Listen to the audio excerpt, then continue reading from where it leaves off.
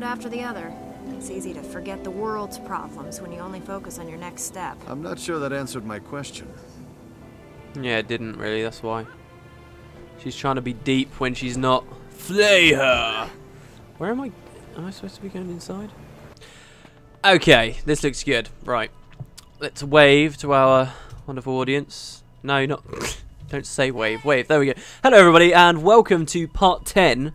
Alright, and now bear that in mind, part 10 of Let's Play Guild Wars 2. Why is this part 10? Where's part 9? Part 9 does exist. I've uploaded it unlisted, right? So on your screen right here, maybe, I guess, somewhere is going to be an annotation to an unlisted video, right? It's up there on my channel. Why is it unlisted?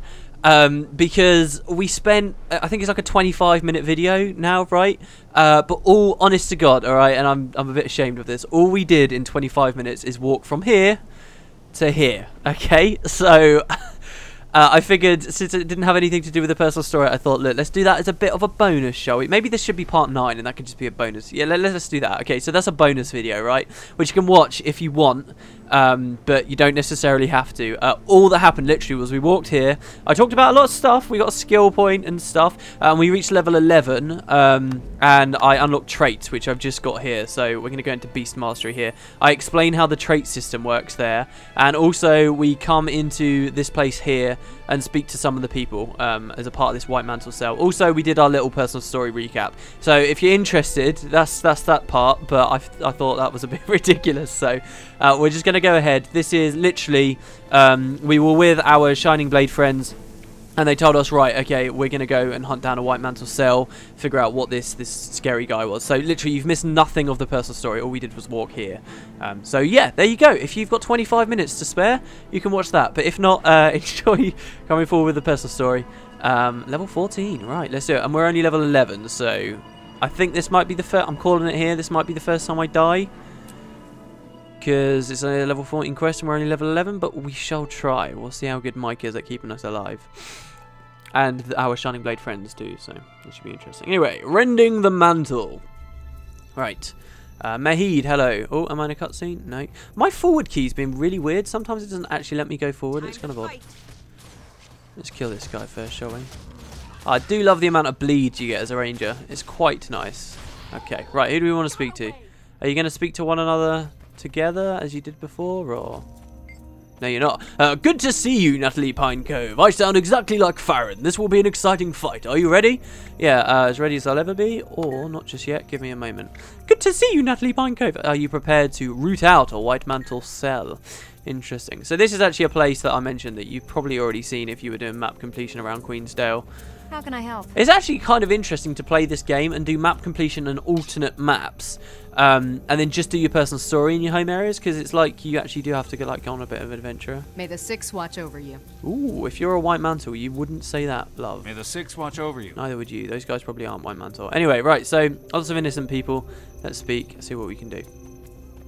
Also, that boar dropped some stuff. Oh yeah, I cleared out my inventory as well last episode, but the funny thing is I cleaned it out before filming the last episode, so that wasn't even something that happened on there. Oh man, time just flies by. Good to see you, Natalie. Right, let's do it. Glad to have you with us. Let's go destroy these White Mantle zealots. Who are the White Mantle wooden potatoes? Who are they? What is this? Ah, well, all will be revealed. This is quite a cool quest. So, oh, come on, man. This is because you guys are wearing Shining Blade armor. What's wrong with you? Right, these guys are level 11, so they shouldn't kill me straight away. Did we see Shortbow in the previous video? Maybe. I'm still kind of getting used to it. As you can see, I haven't even unlocked everything. I've only just unlocked skill 4. Cripple and bleed someone. More bleeds, Jesus. Shortbow seems interesting as well because, again, it's got weird effects that you don't kind of see on other classes. This is, if you hit them from behind or from the side, you bleed them. Now, the Thief's got some interesting stuff vaguely like that, like backstabs and stuff, but still, you don't see it that much, and I think this is pretty cool with the amount of bleed, especially if you're going to use Sharpening Stone at the same time. Good job. Classic Guild Wars 2 music in the background here. Overused, actually. We got an axe here. Should we kill someone with an axe? Spin and attack. Right, this is wording axe. Ooh, hello. So literally all of these people that were just saying, may the Six watch over you, were all White Mantle. Interesting. Maybe they refined their views as time's gone on?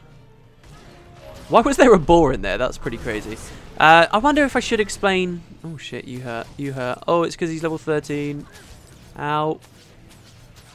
Good job, Mike. I know you died, but you did well. I just don't want my NPC allies. No, don't. I'll explain who they are when we get to that point in a little while. There's something else to talk about, actually. Guild Wars 2 Weekly. That's not going to be a thing. That's not going to be a thing. I spent most of yesterday trying to make that be a thing. It just wasn't happening. And then I've spent most of this morning trying to film the new Guild Wars 2 daily, but I keep just like rabbling on into excuses about why Guild Wars 2 daily like went on hiatus, and it's kind of annoying me that I'm like that because no one wants to hear me just ramble on for 25 minutes about that. So I kind of filmed a full video of that and spent ages trying to get it right, but I just couldn't twig why I wasn't enjoying it, why I thought people wouldn't like it. I think it is just because it sounds like I'm making excuses the entire time, so I scrapped it, and after I filmed this I'm going to do daily as I regularly would. Anyway, this guy says, please don't kill me, please don't kill me, please don't kill me! I've got so much to give, really now. Whoa there, friend, nobody's going to hurt you. We only murdered all your friends because, they weren't as pretty as you. Just tell me everything you know about the White Mantle. White Mantle? Seriously? Here? Oh, God. I was just paid to cook food, serve drinks, and mind my own business. I had no idea. I didn't even know who the White Mantle was real. Interesting. Well, you don't look like a fanatic. Go on, get out of it. It's interesting, actually, some dialogue I wanted to comment on in a previous video. They were like, I thought that was just a children's story told on Mad King's Day. Mad King's Day seems to be the official like lore description for Halloween, which we never really kind of had used widespread anyway in Guild Wars 1. So that's what Halloween is, interior apparently. Mad King's Day, which is quite cool. And that's coming up soon, so we might get to experience a Mad King's Day before you know it. Lots of elixirs of heroes around here. Notices, which I mentioned in the previous bonus video, the 25-minute video where nothing happens. Oh, hello. Don't hit me. I know how much you hurt. Sick 'em, Mike. We also still need a new pet. How many... If you guys are watching this and you've played a ranger, how long did it take you to get your first pet? Alright, concussion shot. That's nice. Again, that's a returning Guild Wars 1 skill. I gotta say, ranger has felt to me, out of all classes, like the one that feels most like playing a Guild Wars 1 class. Not in a bad way either, not like your terrible Guild Wars 1 mechanics. It's just so many of their skills. Like if you looked at longbow, I had most of my bar was, if not skills that had the same-ish functionality as Guild Wars 1 skills, but were named after Guild Wars 1 skills at least. So it feels very much like playing a Guild Wars 1 ranger, which is a good thing. Anyway, do you guys have extra info? Keep close and stay alert, sure. And you say, stick close. There's a reason the White Mantle call their demons unseen. Ooh, really? That's alarming. I'll stay close. Sure. Right, okay. So we can explore this. In the previous bonus video, I like walked around here before coming into the personal story version of it. Mug of ale. I do like all these environmental weapons. It's just they're not really that useful. What happens when we drink this, I wonder? Now, I did notice this in a previous, in the bonus video, but I never actually commented on it. Oh, is it shut now? Ah, the doors are shut. Interesting. If you come out here in the real world, you can go through this door, and there's a cool banner on one of the walls that's to do with the White Mantle. It's actually very awesome. I kind of hinted at it when I was doing the commentary before, but I wasn't sure if it actually was White Mantle, but looking back on the editing, it seems like it probably was, so it's pretty cool. Hello. This reminds me an awful lot of that Farron. Oh, no, hold on. Was that isn't my current personal story. There's another human personal story where you go into a bar literally kind of like this and just fight your way through to the top in like order to rescue some people. It feels very similar to this. It's kind of weird actually, except we're in a totally different building and they're fighting different things. You notice how the White Mantle kind of just look like bandits, really? Bit of a shame. They had a very distinctive looking Guild Wars 1, but I guess ArenaNet didn't have time to kind of go into that. Anyway, the cultists say they're over here. Help me hold them off. You think you can take me? Yes, and we did indeed. Oh, maybe I'm thinking of the same thing. Right, okay, hello. Stay there. Don't come any closer. I swear if you do, I'll kill her. This is between you and me. Let the girl go. Take it easy. You don't have to hurt anyone. We're not a ferocious character, so I don't believe you. You're with them, the Blade. Now, either you let me out of here or this girl dies. Here's another option. You die. Let the girl go and you get out of here, but you better not stop running until you're halfway to Ratasum. Ratasum's a long way away, by the way. Take a deep breath and think about what you're doing. I don't want to let him go. I'm a bit worried if I say that, he'll just kill her. Oh, shit. Okay, let's just say you die. You die. Oh, he's going for a run. No, don't kill her. Don't kill her. Don't you dare kill her. Don't you dare. Stun him, stun him, stun him. There we go. It's okay, lady. You'll be alright. You'll be alright. Suspect the group's real leaders are in the basement with the rest of the rats. Sure, the air grows thick. We must be close to the heart of the cell. Be cautious. Another thing here as well, he's got different dialogue. Even though we've kind of progressed and there's no way of knowing he's got different dialogue. That's some of the easiest stuff to miss. Oh, whoa, hello. Oh, you didn't just kill that servant on our way down, did you? Please tell me you didn't just kill the servant. I didn't see a body, so we should be okay. Sick 'em, Mike. This thing's got a shorter recharge than I appreciate. Actually, I can't use this. Oh, is it because Mike's dead? I think he's dead. No, he's not dead. Why can't I use sick 'em? Do I need a specific target or? Man, all that stat. You see that 18 stacks of vulnerability? That was brilliant. Okay, do you have more dialogue? No. What did you say? Sorry, Salia. Our goal is close. I can sense it. Sure. Right. So we're gonna. Oh, there you are. Hey, hey. Dwayne, save me! I can't believe he was gonna kill me just like that. Why was he gonna kill you? What were you doing? Was this some kind of sleazy brothel when you weren't agreeing to what he wanted? Is this kind of that situation? No? Is that a bit too dark? So you'd never see something like that in Gw2. It's not that way. I believe to get to the basement. Here we go. Oh, hold on. These doors are open now. Yeah, here we go. Here we go. Pretty sure that's a White Mantle, like, cape from Guild Wars 1. How it looked in Guild Wars 1. And at least it's there in that image. They should be wearing the capes. They should also be wearing white with kind of gold trimmings and the red kind of cape. Now, I think a lore reason why they don't look the same in Guild Wars 2 as they did in Guild Wars 1 is because their organisation is so much smaller in this game than it once was. It's quite easy to say that they don't have the money to kind of wear all that kind of stuff. They were very militaristic in Guild Wars 1, and certainly you can't say the same thing about them now because they're so much smaller. But hey, Mate. Oh, this is a maid. I thought your name was like Mehid or something. Please don't kill me. I just cleaned the rooms. Get out of here before you get hurt. Go on. Get out of here. We're going to shank someone. We're going to smash a bottle over their head. This should be fun. I thought that the basement was down there. Maybe it's not. Maybe we go downstairs, behind the bar, into the kitchen. Yes, we do. Okay, the door is open. Yay. Yeah, so this is the other side of that door that we were just at. Whoa, whoa, whoa. Hello, hello, hello. Please don't kill me. This is actually quite good. The balance here feels quite good because... are they obstructed or what? Why isn't my targeting key working? Nothing seems to be working, guys. Seems my settings are very off. Yeah, this feels well balanced because if I get too close, I get owned. But if I'm careful and stay at range and do things as I'm supposed to be, we're A-okay. There we go. Right, we got a new objective. Defeat the White Mantle cult leader. This basement door can now be opened. These guys don't have any new dialogue. Kick the door hard. Right, sure. A flimsy lock secures this door. One good kick might break it. Boom. There we go. You'll see that animation a lot throughout the personal story. I can promise you that. Oh, God. Okay. This room's cool. Idiot. Failing's not enough. You have to lead the shining blade right forward. It wasn't me, but I'll make sure they don't play themselves. Why would they think one of the people over there led them to us? That's interesting. I like how they're having a bit of a chat over there as well while everyone else is just literally fighting. I need to get out of this stairway. Oh, God, these tiny spaces. This is why... Did the Norn have any stories like this? Do they have any steps where you're in tiny places like this? I can't imagine they would, because this would be terrible. I'm like one of the smallest humans you can make. I'm a female and a pretty reasonably small size. Jesus. Mike, are you there to sick him? Good boy. Alright, so we've got two people here, an informant and a character called Confessor Essel, right?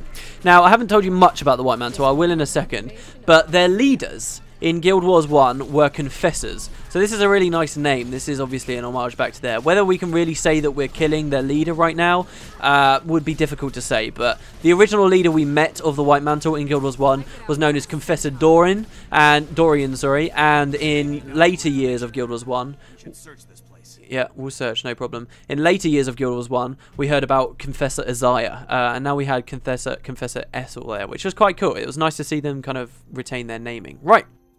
So we're going to search this area for evidence. This is why this place is so cool. We can learn about the White Mantle. This is kind of nice even for players that didn't play Guild Wars 1 to kind of learn about these things. We can interact with an awful lot of stuff in here, and it's all very good for lore. So... we're searching for evidence. My only worry is that we're accidentally going to get the evidence and we're not going to be able to examine everything. But even if we finish this story step, pretty sure that we won't get auto kicked, so we should be fine. Salia says, keep your eyes open. Anything here could be useful in telling us their purposes. I'll look around carefully, sure. And you say, stay alert. Even the smallest detail can be significant. Right, I'll bear that in mind. Right, this chest. Hello, this chest is filled with clothes. They're likely disguises used to allow the cultists to hide in all ranks of civilized society. See, this is weird to me. Why would they... they're just clothes, right? I mean, just because they're cultists, they don't necessarily have to wear everything. Like, they don't always have to wear their cultist clothes. It's weird because they were never really seemed too culty in Guild Wars 1. But yeah, okay, we've got a table here. More paper is scattered on the table, covered in writing that seems mostly code. These might be worth further study by the Shining Blade, but by themselves they reveal nothing. Sure, okay. We've also got a globe there that has a portion that's viewable that's like you can't actually normally see. But you got a desk. The desk is nearly empty, filled with old writing utensils and empty ink pots. We have a bookcase. These books are about Krytan history, Asuran architecture, and bloodstones. There's also a book titled To Serve the Unseen. We'll read that in a minute because there should be plenty more there. A paper-covered desk. Oh, that's the evidence then. I suppose we can read this then. Right, okay. So these books are about Krytan history, Asuran architecture, and bloodstone. Why is Asuran architecture in there? Right, so Asuran... Oh man, we don't get to read each of the books. What? The book is scribbled in a code of squiggles and strange drawings. The ravings of a madman. Amidst the gibberish, the words "eyes that watch all" are written over and over.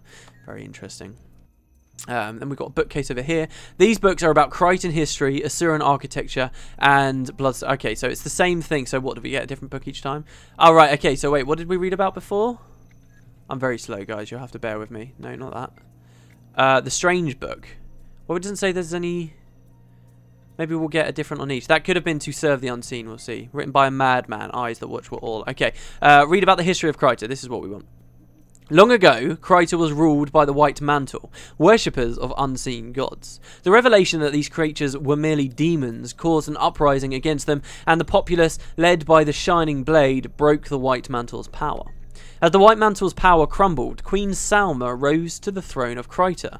The Shining Blade became the royal house's eternal protectors, ever vigilant against the unseen.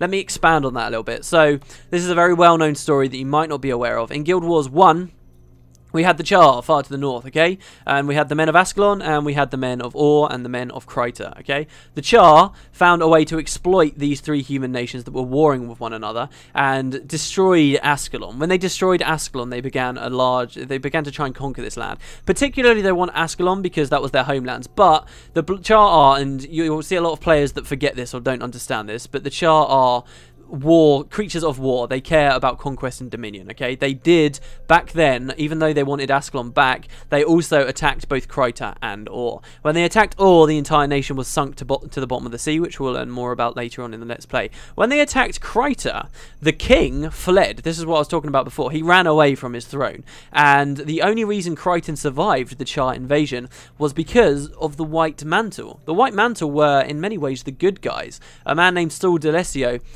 basically formed this organization known as the White Mantle that believed in new gods, different gods to the traditional ones that humans believed in, because even back then those gods had been stepping back a little bit, and he formed the White Mantle that believed in these new gods, and he defended them. Him and his new gods defended them from the Char and saved Kryta.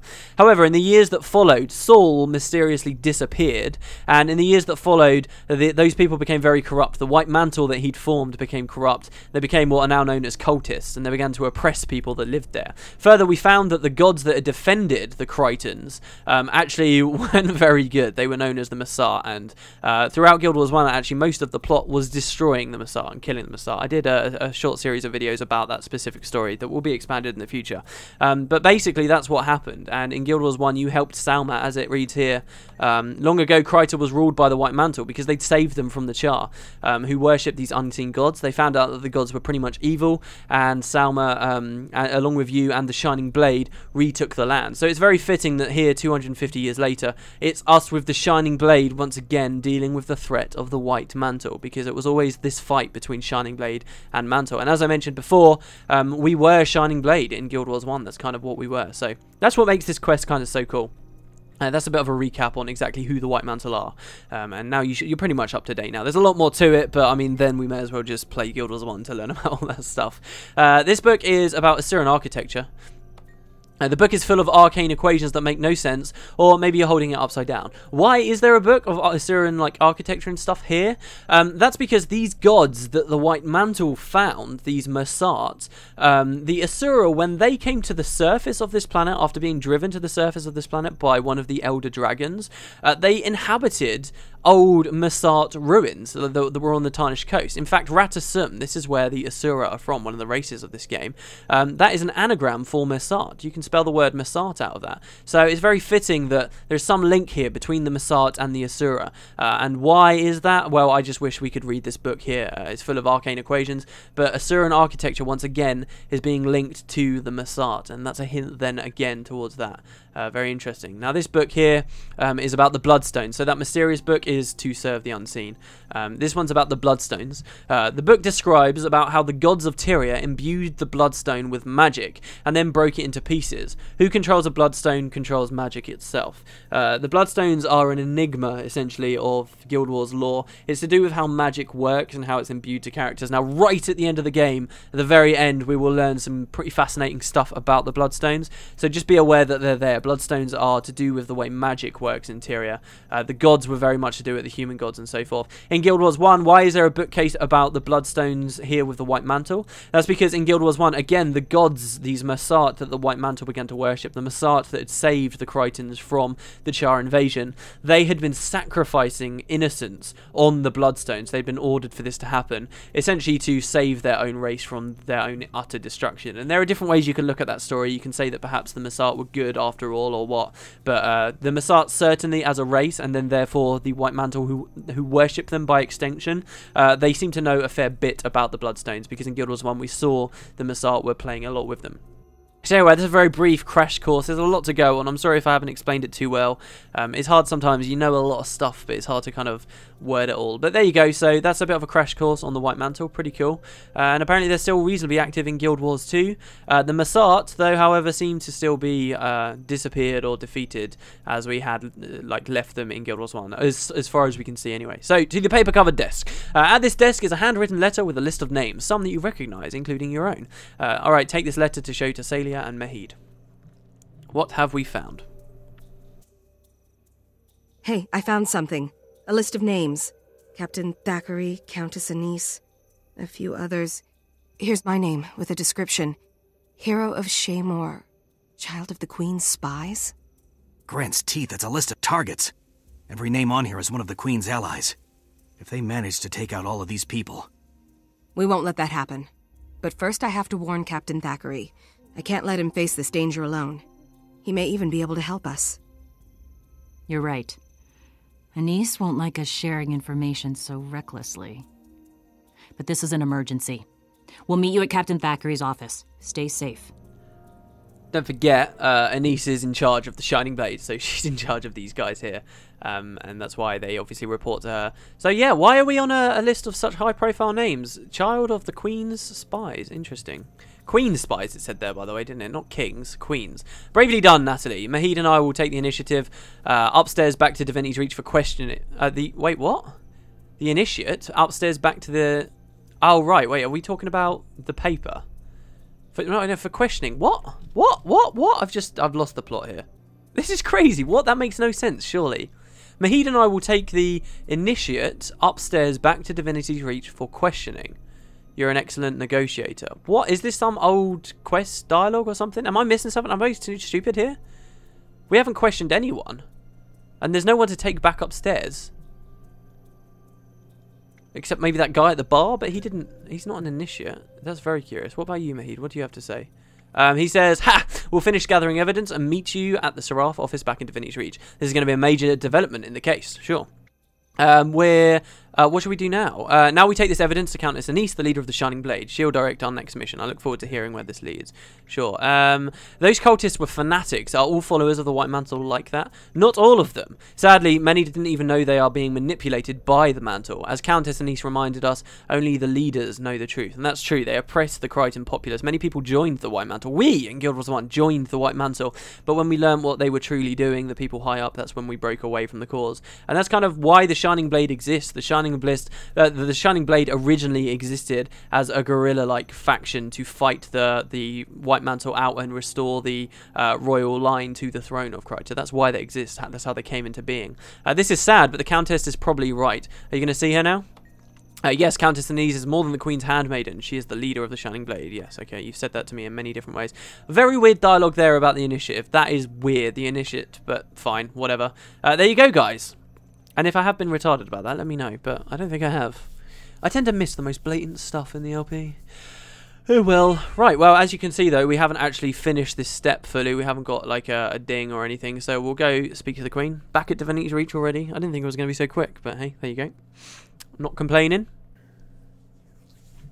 I took the courtesy of just going straight to the headquarters. Bringing a civilian into this matter. No. Especially this one. I apologize, Master Exemplar. It was necessary. Enough.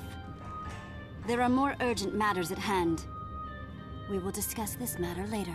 See, again, I thought that was talking about the initiative there, but they're talking about me. Anise, come on. I quite liked you. Hey. How do you do? I do very well, thank you. Let's speak to Salio and Mehid first. Our apologies, Natalie. Captain Thackeray is waiting to speak with you. That's fine. Well, they say the same thing, right? Do you say anything different, Groban?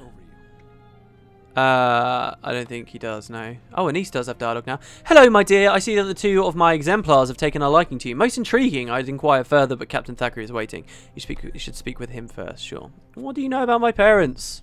Hey, Thackeray. We've got some news. How's it going, buddy? Buddy. You look grim, my friend. What's wrong? We've learned that the White Mantle has been trying to eliminate the Queen's allies. My name was on a list of targets we found. So were yours and the Countess's, among others. The White Mantle? We can't let those roaches continue to spread. I'll mobilize the Seraph and burn this cult to the ground.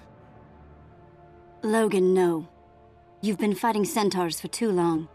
The White Mantle are cunning, treacherous foes. They will predict your moves, outmaneuver you. The Shining Blade has been fighting them for a long time. We know the best way to deal with the Mantle. Stealth and cunning. We need to move quickly. They probably know we're coming either way. Our friend has been invaluable so far.